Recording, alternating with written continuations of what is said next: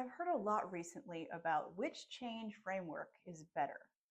We have a lot of, I guess I could say, framework referees out there who are making it out like you have to pick a side. But as change and engagement experts, I think it's our role to know multiple frameworks. And one reason is that the framework that you may be using may not fit for every single scenario. And if you get so ingrained in using just one framework, then you're going to miss blind spots. The real expertise is in knowing when to use which tools and to what extent. So, for example, the company that I work for does consulting. The track that I work on is much more short term projects. So, we may work with a client 3 to 9 months, and they might have a company that's the size of 100 people up to maybe 20,000.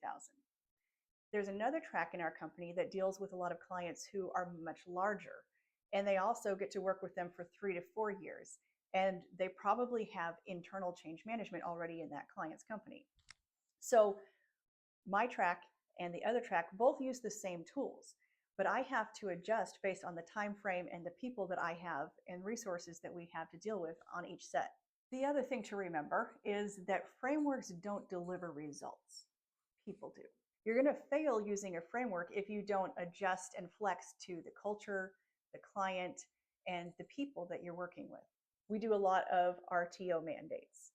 Now, I worked with a client and we sat there and went through every single executive looking for a sponsor, because sponsorship in every framework that you use is going to be one of the big keys. But none of them wanted to do it, because who wants to take that piece on, right? That's going to be extremely unpopular. So what do? We had to flex. We had to work with the people that we had available to us. If I had been so purposeful about I have to have an executive be the sponsor, we would not have been able to accomplish anything. So to those who are treating change management frameworks as if it were a sport and you had to pick one and defend it to the death, I would say I disagree.